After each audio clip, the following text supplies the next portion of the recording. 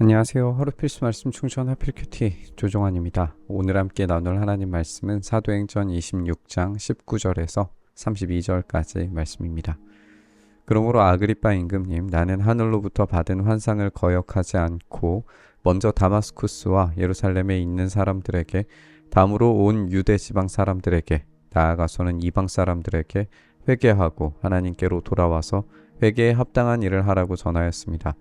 이런 일들 때문에 유대 사람들이 성전에서 나를 붙잡아서 죽이려고 하였습니다. 그러나 내가 이날까지 하나님의 도우심을 받아서 낮은 사람에게나 높은 사람에게나 이렇게 서서 증언하고 있는데, 예언자들과 모세가 장차 그렇게 되리라고 한 것밖에는 말한 것이 없습니다.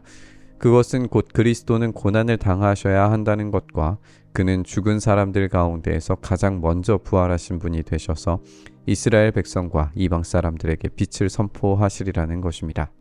복음 선포의 순서는 분명히 다마스쿠스와 예루살렘에 있는 유대인들에게, 그리고 유대 지방 사람들에게, 이방 사람들에게 이렇게 전달됩니다.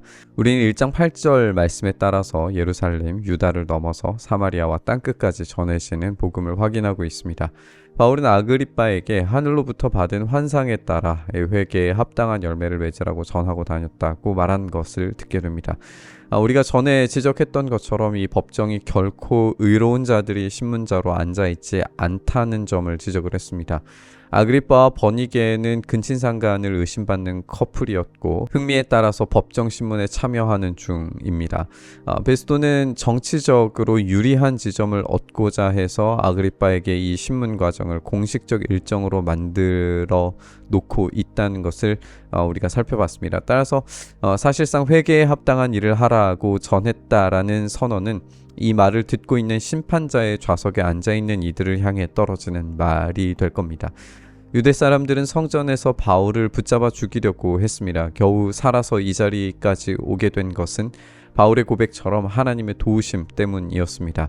우리는 이전에 예루살렘에서, 이 로마에서 이 복음을 전해야 한다라고 하는 계시를 예수님에 의해서 들었던 사실을 떠올려 봐야 됩니다.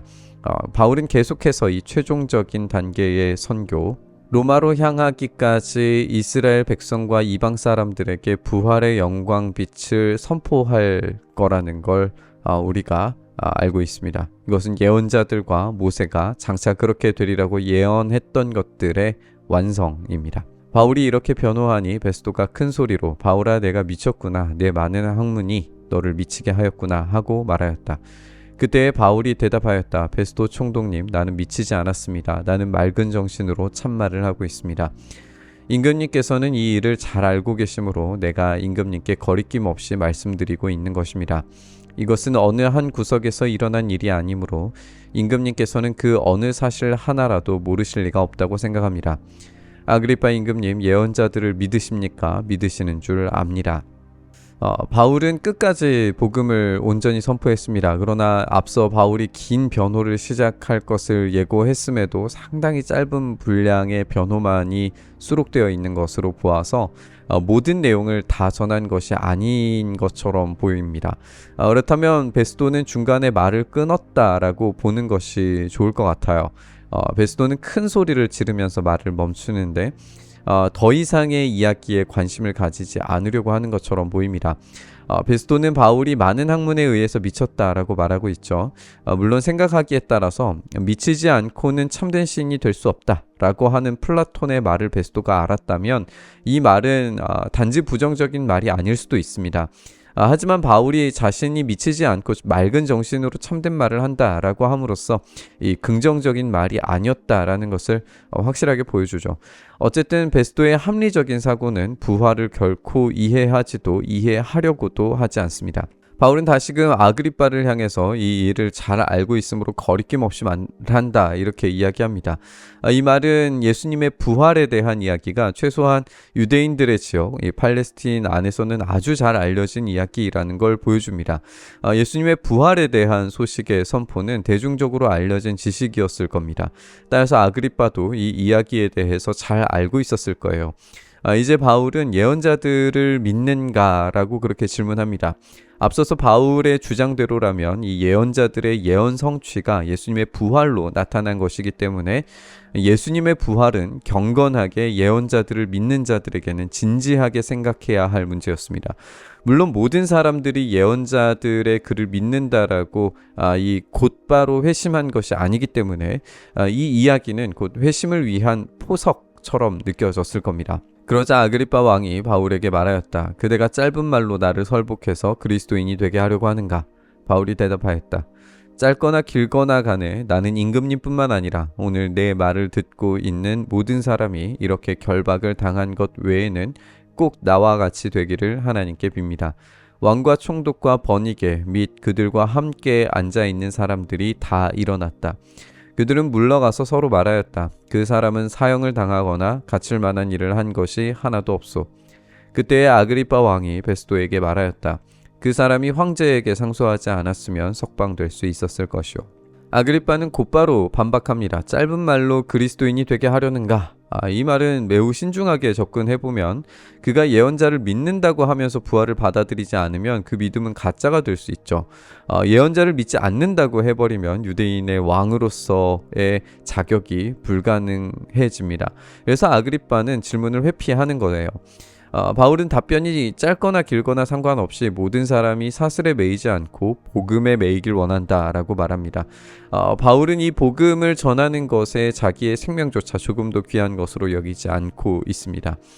이렇게 답변은 끝났습니다. 왕과 총독과 번이게 함께 앉아 있는 사람들은 모두 퇴장합니다.